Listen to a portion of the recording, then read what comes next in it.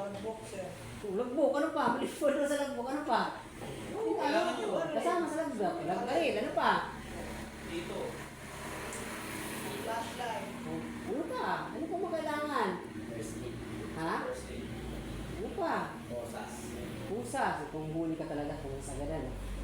Ito, DDO. Kailangan meron kayo dyan. Hindi naman kayo nakaka-duty pag wala kayong DDO. Oh. Kasi di sila yung video. Pusa license yan, dalawang makasama yan. Saan dyan na? Meaning ano, duty dito sa order, yung DDO. Ha? Kailangan yan. Hindi kayo makaka-duty pag wala kayong DDO.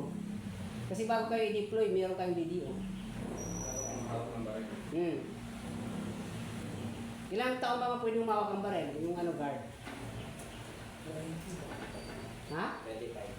51 pataas, pwede humawak. Yung 21 pababa, 18 to 21 years old, anong hawak nila? Ha? Ha? Hindi sila pwede humawak ng baril, 18 to 21 pababa. Yun yung watchman, security. Yun ang security watchman. Ang kategory nila, watch. Hi, ma'am. So, 21 pataas naman, ang kategory nila is G, security guard. Ilan mga kategory ng social, ng mga security guard? Watchman, security guard, security officer, armor, ano pa? Makan armor, K9, ano pa? Bull guard, government guard, ano pa? Ano pa yung ano? Hindi, nagtatanong ako kasi nakalimutan ko. Ano pa? Company Company guard. guard. Baka titignan yung ano. O yan, yung mga ano ng mga guard. Kaya nga. May ibang categorize. Matagal ba yan? So okay, nakakopya na kayo. So sa K9 unit naman, ano naman yung sa lang ng K9 unit? Ayun, mga aso, tinitrain nila. O, training center, ano naman ginagawa ng training center? Eh, pag-ultrasound ko. Yung ang training center sila yung, ang roles nila, sila yung nag-train ng security guard. O, security guard, sila nag-train, tapos sila yung nagbigay ng mga certification at saka license. Nagaling sa loob ng siya. Okay. Security agency, ano naman ang course niya? Yan yung hawak nila. Anong hawak nila? Ano pa? Kalimutan na sahod, no? No, sila yung ng mga Sila yung nagpapasahod. napasahod. Nakalimutan nyo, kaya nagkatrabaho kayo eh. Sila nagbibigay ng duties. Bibigyan ng posting sa inyo, deployment. Sila na yung nagbibigay sa ng rules. So, okay na tayo. May ano ba ibig sabihin ng padpaw? Padpaw. May yung padpaw. Tapos na kayo dito. Sir, ito na po yung ano, yung bagong chip ng ano, bagong CSD at saka SDM. Mads, ano ba yung ano Mads yung ano, padpaw? Ma'am Angie, ano daw yung pangalan ng ano, chip ng CSD? Philippine Association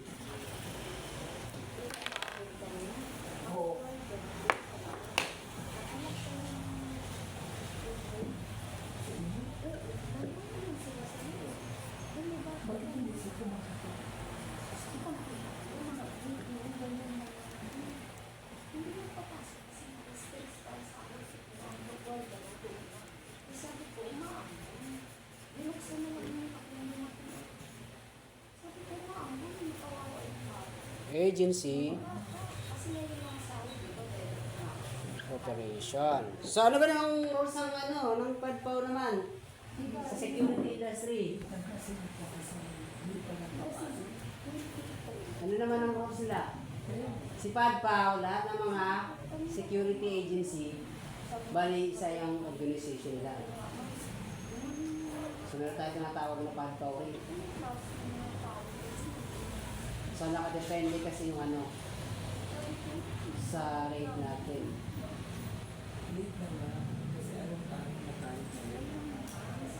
Sa NCR, magkano bang rate ng NCR? Hindi nyo alam. Usually, yung sa duli. Hindi naman tayo nagbabasa sa duli. Ano ba ibig sabihin ng duli? Bilang duli. Unemployment. Pag may maroon kayo ng mga discrepancies, may mga reklamo kayo, pupunta kayo sa duli. So, ha? Oo. Usually ng mga, usually ng mga problema, ano mga usually mga problema ng mga security guard? Sa benefits po. Benefits, ano pa? Sa tulong ng sa Kulang ang sahod. So, ano bang tamang sahod? Based on daily rate. So, magkaiba-iba yan eh. May NCR rate, mayroong provincial rate. Ang provincial rate naman, may mga classified yun. A, C, and D. Ano ba yung A? Classification yun.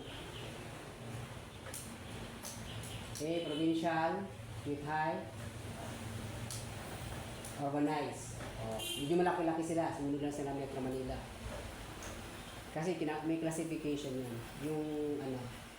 Yung pamumuhay. Doon nila pinaklasify yun. Sa duli. So ano pa? Ano ba sa duli? Kaya ano ba yung alam niyo sa duli? Sila yung nag-aayos sa data. anong data? Ano klaseng data?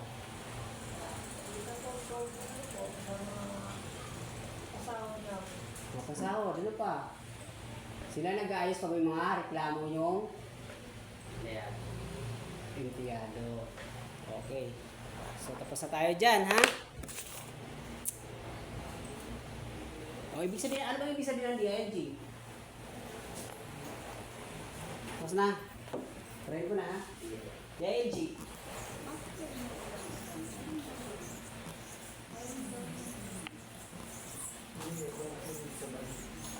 Nakalimutan nyo ng DILG, ha? Ha? Hindi magiging PNP kung walang DILG, di ba?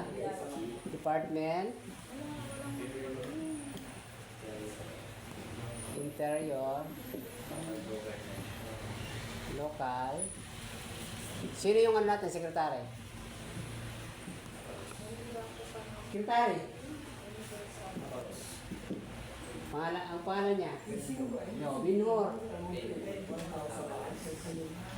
Dapat ano lang sa general information set ng Kailangan alam nyo to, ha?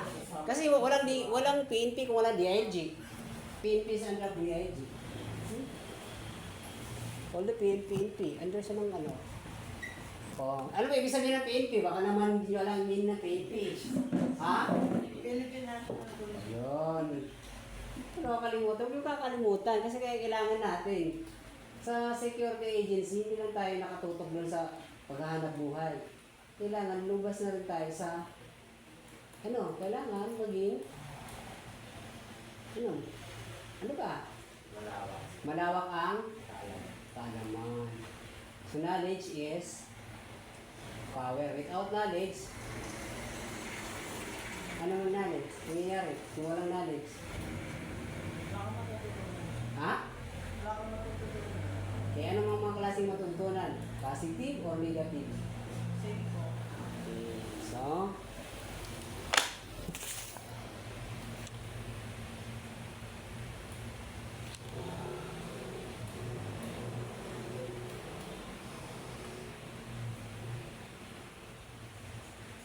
okay. So, tapos na. So, yung Republic Act natin, wala na tayo sa 5487, ha? Bago na yung ating Security Industry Act. Nasa Republic Act 59917, ha? 59917, ha? Yan lang ano natin. 59917. Wala na tayo sa Republic Act 54847. Wala na yan. So, nirevise tayo. Bakit binago to? Kasi ginawa niyo yung license natin na 5 years. Although, same lang naman ang ano nila, Ni-revise lang. Dati po pa sir, ano lang. Unang license natin, 6 months. Papila yun. Sunod, 1 taon, 2, 3. Ngayon, 5 na. Kasi nung panahon ni Duterte, lahat ng mga government license, ginawang yung minimum 5 years na. In-extend sir. Ginawa ng 5 years. So, pabor kayo doon. Pabor na pabor kayo doon. Walang gagastasin mo. Okay na tayo dito.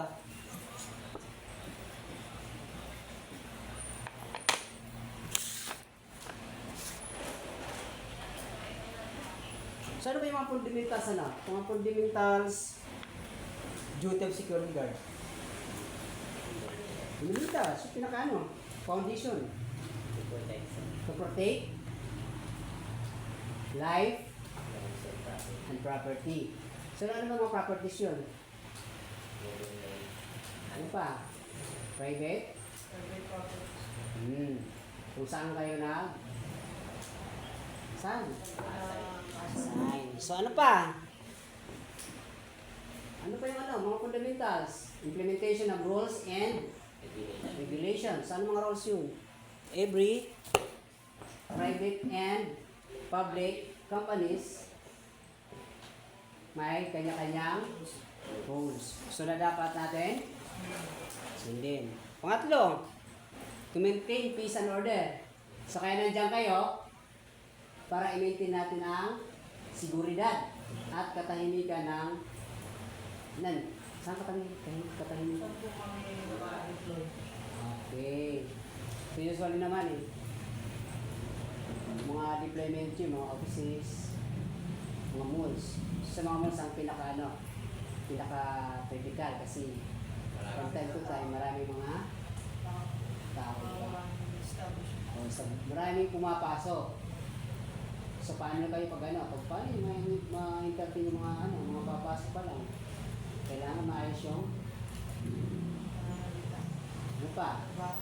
Pagbati. Usually yung mga mga mail nyo pag nagbabati kayo. Good morning. Good morning. Good morning with Ano pa? Good morning with Smile. Smile. Good morning sa taas itsura nyo. Galit na galit kayo. Kasi mayroon kayong pinagdadaanan na Problema. yung mga problema na yun, iwan lang doon sa Bye. bahay. Pag uwi sa bahay, buksan ulit. O, halik ka ng problema. Ganoon lang naman, pag umalis ka, iwan mo muna doon sa baul. Alam mo yung baul? Hindi nyo alam yung baul? Ano sir, yung Ikaw alam yung baul. tagawa ng Nagawa ng mga mga importanteng ating bagay. bagay. Yung mga kapakunahunan, baul lang yung tawag doon. Doon nilagay yung mga importante, mga pera, mga dokumento, mga alahas, yun, baul. So ngayon, iba ng tawag ngayon. Ano ang tawag? Chess. Ha? Chess na ngayon sir. Sis, ano pa? Drawer na, tapos nakalock na, di ba? Yun ang pagbabago dahil ay bulyo siya Habang tumatagal, gable, bago-bago. Okay. Ano ba yung mga barriers natin usually? Yung armor po. Mga barriers natin, yung mga sagabal sa buhay. Yung mga sagabal natin sa buhay. Mga problema. Usually, ha? Financial risk. Number 1, financial. Magpapa-apekto ba kayo sa duty nyo sa financial? Ano pa? Ha? Sa health po. Sa health, pinakamalaking problema, yung health natin. Minsan, hindi tayo makakapasok sa trabaho dahil Sa mga sa pakranan, dahil nag-inom. No? Nag-inom. Ako na nasa Usually mga guard kasi paggabi, kapag umuwi ng duty, pag may mga birthday, hindi ka mapasok kasi hindi ka inom.